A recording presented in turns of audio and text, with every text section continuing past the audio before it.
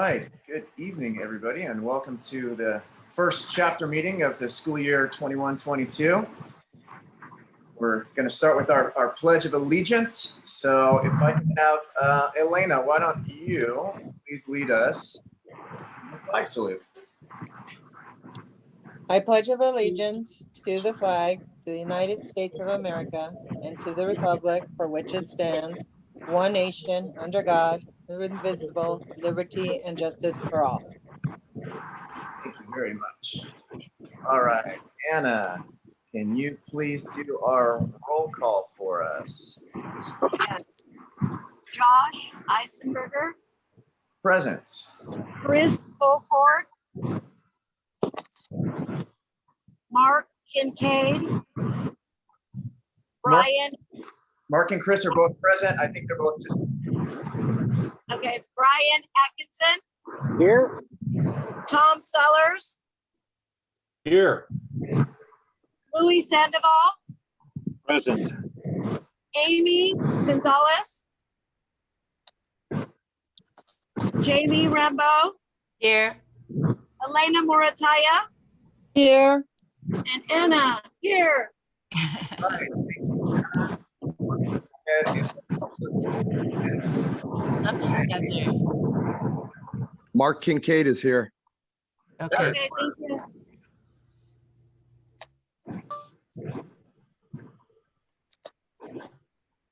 So we got everybody. Okay, thank you. All right, I'll give everybody a few minutes to look over May's minutes.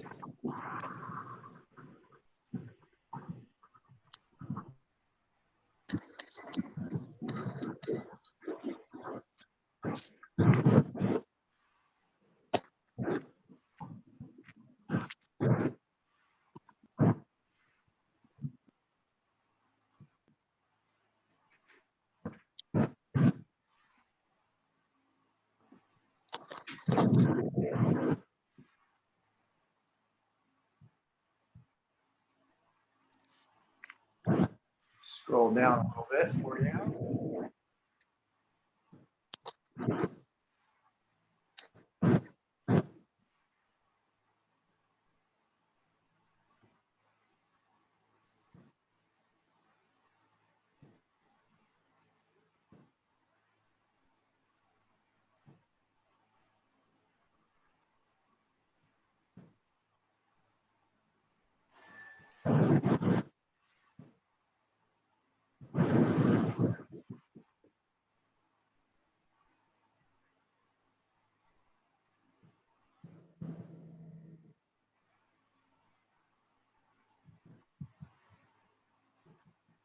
All right, let me scroll down some more.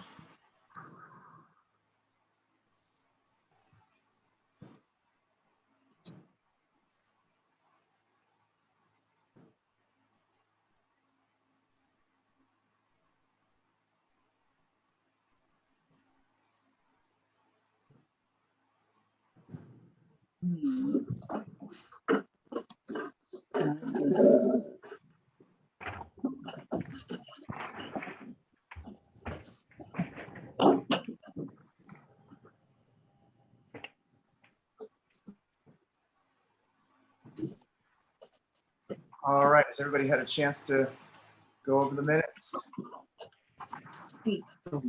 Oh, Yep. Yep. I have a motion to accept the minutes as written for May's chapter meeting. Yep. A motion by Chris Colcord. Do I have a second? I second. Second. Stole something. A second by Elena Morataya. All right, all in favor, go ahead and vote.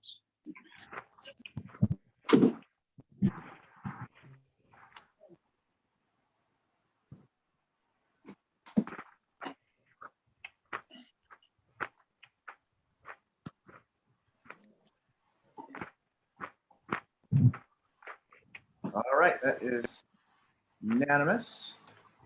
The minutes are accepted as written. All right. Moving on. Sorry. All right, we have a Personnel Commission meeting. So our Personnel Commission meeting mostly was just our eligibility lists and those that have retired or moved on from the district. We had about 15 pages of eligibility lists and hires that we're working on that the HR has been working fervently to get us employees. They're killing it. There's a lot of people, a lot of empty positions right now that we're trying to fill, and that was pretty much the bulk of the Personnel Commission meeting. School board meeting. I apologize, but I only had a chance to watch the first part of this. Jessica Romeo went over the budget. On the e-board, do we have someone that attended or watched the school board meeting that could give us a little more information?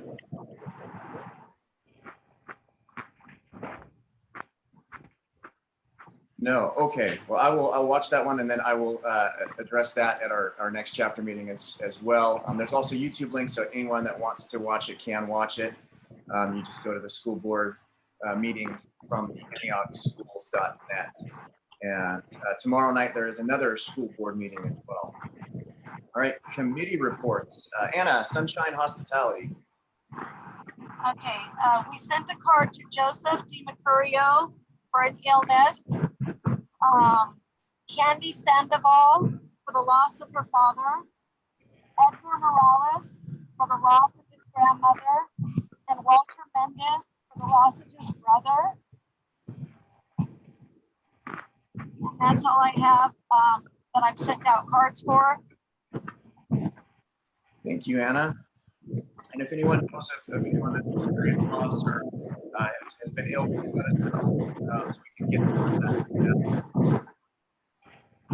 All right, negotiation committee. We're working with our labor rep Michael right now, and we're working on getting a date set up where we can meet with him and with the district to go over. We have quite a few things to go over. We have our MOU from June that we need to update, and we have we need to sunshine with this year's contract starting this year.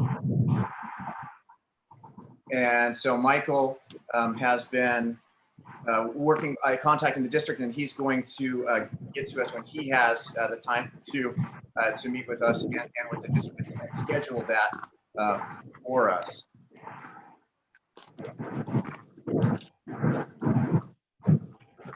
Is somebody's microphone in the wind?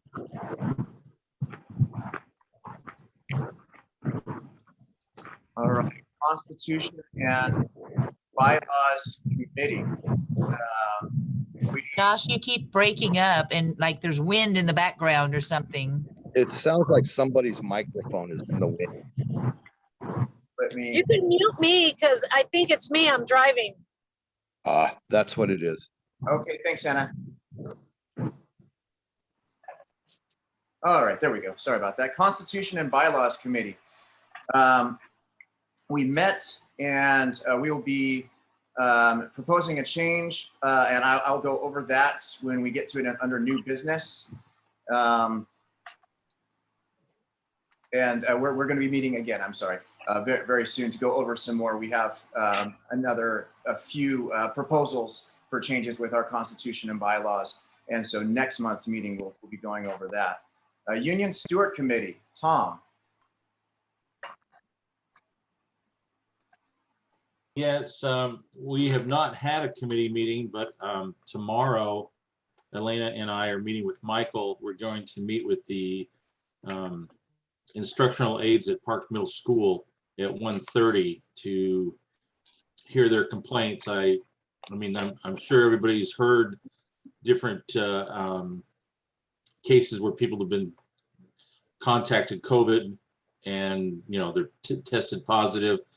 And apparently they had a classroom that was an STC class that the entire class had to be quarantined because both one of our IAs and one of the students became, were tested positive.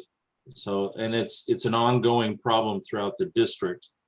And I think it's also something, I sent out a request to the e-board members. We have a labor management meeting on Teams next week, I think it is. It's coming out tomorrow. The 26th is the last day I have to put items on the agenda, but one of the things I mentioned is I asked, how come we're not taking temperatures at the school before the kids enter, into the site? I mean, why are, anyway, just trying to find out what, is it personnel not doing their job, or is it the management not enforcing it, or is it just, just the district really doesn't really care? So, I mean, are based on the current California Public Department of Health guidelines due to the changes with COVID, but we're still going to bring it up and discuss it. Because, we have the ability to do that, but that's why it's not it is not one of the protocols that they are using currently. and I do understand it's not mandated. Yes, you're correct, but it's still, I don't know why they're not doing it. We spent a lot of money, COVID money, to install these walk-by thermometers, and now we're not using them at all. And there's hundreds of those little handheld thermometers that are not being used. And if we want, I don't know, maybe I'm the only one, but it just seems to me that, because most of the kids that are 12 and under are not vaccinated, particularly at the elementary schools, they're, we're leaving our members and the whole staff potentially at risk when it could be avoided with a temperature.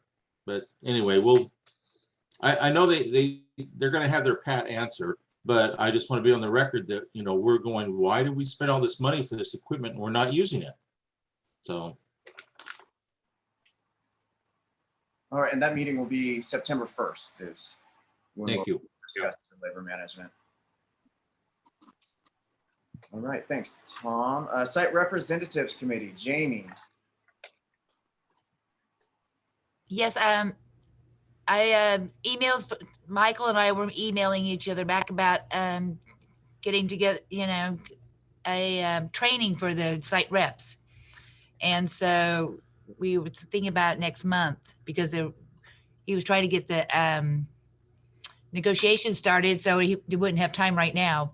But we are getting together to probably have a virtual training for the site reps. Oh, awesome. Okay. That's wonderful. All right, on to new business. Nominations for our interim first VP. So those of you that aren't aware, Eric Pitchner has stepped down as first VP. He has a lot going on, and so he's resigned from the position of first VP. So we're going to be taking nominations, and our executive board nomination for first VP is going to be Brian Atkinson. And we're also going to be taking nominations next month as well, and we'll be voting on it in October. So we'll have plenty of time for nominations. As I'm hearing that there's an issue with the password and some people are unable to get in. I just want to make sure that we have plenty of time for everybody to nominate. This video will be posted on our YouTube channel as well. And we're not voting on anything tonight. All right, our proposal for Constitution and bylaws changes and initial reading. I would like to ask for a motion to table this until next month when we can add our other Constitution and bylaws proposed changes. Mr. President, I will make that motion. Thank you, Tom. Do I have a second? Second.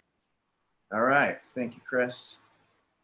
We will discuss that next month, and we'll have the printed out proposed changes for everybody to be able to read as well. We're also going to need a change of signatories for our CSEA account. We have four of our executive board members that are signatories, but now that Eric Pitchner is no longer on the executive board, he will need to be removed, and we're going to add Tom Sellers as a signatory onto our CSEA account. All right, on to unfinished business. We have our negotiations, and I talked about that a little bit with our negotiations committee. We're still going to be meeting with Michael. I'm going to try and get our negotiating team together hopefully next week so that we can prepare, because I believe that we're going to be able to have in about 2 weeks our actual negotiations starting with the district, and where we'll be going over our past MOU. And if we complete those negotiations, then we'll begin our 21-22 contract negotiations. All right, do I have anything for good of the order? Conference. There was a Yes. couple Oh, things. I'm so sorry. That's awesome. Jamie, you attended conference. Why don't you go ahead and start? It was awesome. I mean, it was very informative, and but you know that our latest president, you know, he resigned or whatever, retired, and so now we have Shane. That's our new president, and then also they're going to be sending out ballots for our CalPERS person to be voted in, and his name's Phil. Am I right, Tom? Is it Phil? No, there's two people that are CSEA. Let me look it up real quick here. I'm sorry, I didn't bring my notes with me to work, so. Um, But they're going to be sending it out, and they wanted to make sure that all the members have updated their address and it's correct in CalPERS. okay, I can just tell you your names, and you should be receiving either emails or something in the mail. But there's a Jose Luis Pacheco, and for a member at large position, and then another incumbent, David Miller, for a member at large position, A seat. So Pacheco. So there's Pacheco and Miller. Yes. And they want all the CSEA to, you know, vote and send in their ballots. Yes, always good to have a CSEA member as part of the CalPERS board. That's wonderful for our retirements. It's good to keep them secure. Have somebody with our interests that does our work. Right. And so I bet it was very informative, and there's a lot of, and it's still, you can still go on the hub, the conference hub, and has different categories that you can bring up, and has different people like trainings on the different subjects. Say something, Tom. I did not attend conference. Mark, I thought you did. Mark, would you like to talk about your conference time? Or Brian, he was there too. Louis. I called on Mark first, though. Some of the connection issues in the beginning, but they got worked out. Yeah, I was surprised to see the president retire, but I'm glad to see Shane up there. I know. Huh? I think it's going to be pretty hilarious once everybody goes back to an in-person conference. Shane definitely has personality. Yes. Yes. I think it's going to get a little bit more lively. Shoot, with everything that's just changing, man. I don't know anymore, man. I've just had so much stuff going on with myself and this. It was a lot to take in. It is. How about you? You're muted, or Louis. Both of you guys are muted. Hello? There we go. Hey. Hi, this is Brian. Yeah, so conference, we did elect a new president this year, Mr. Shane Dutzman.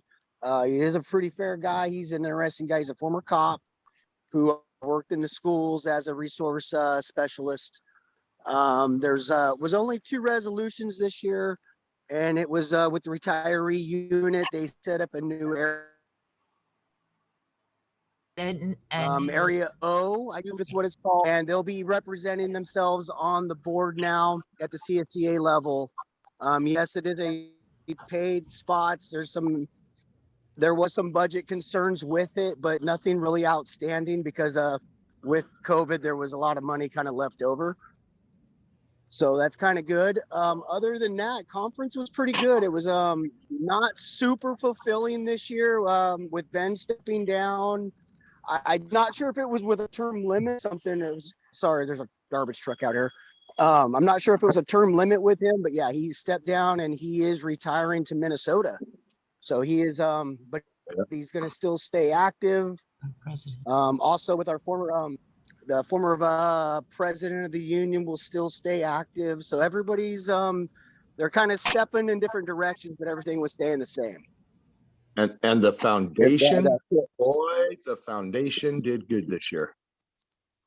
Yes, the Bjork Foundation did very well this year. There was very generous donations. It was quite surprising. Matter of think it fact, was if I the do best remember, the donation time went almost over 2 hours of people donating, which is just crazy amount of time. If anybody else was there, you can kind of piggyback on that. But there was an insane amount of money raised for the union. For the Bjork Foundation, so that's great for our members. For those of you that don't know, the Dorothy Bjork Foundation is for members that are going through catastrophic life issues, Wildfires. earthquakes, massive loss, and so it supports many of our members who have gone through that loss monetarily and helps them get through their tough times.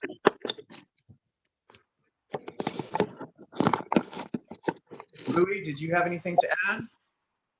Yes, as a matter of fact, in addition to that foundation, there's also something that I found out by listening to someone there at the conference is that anyone that orders items through Amazon, that they have a link or a button that they click. I don't order through Amazon, but if anybody does, they say that CSEA does donate, like a portion of that purchase goes towards supporting people here in California.